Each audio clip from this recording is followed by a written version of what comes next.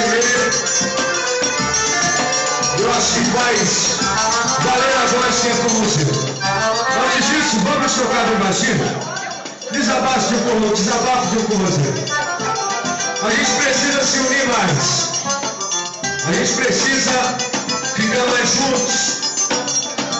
Não é porque eu sou de Brasília e você é de Curitiba que a gente não pode estar na mesma vibe.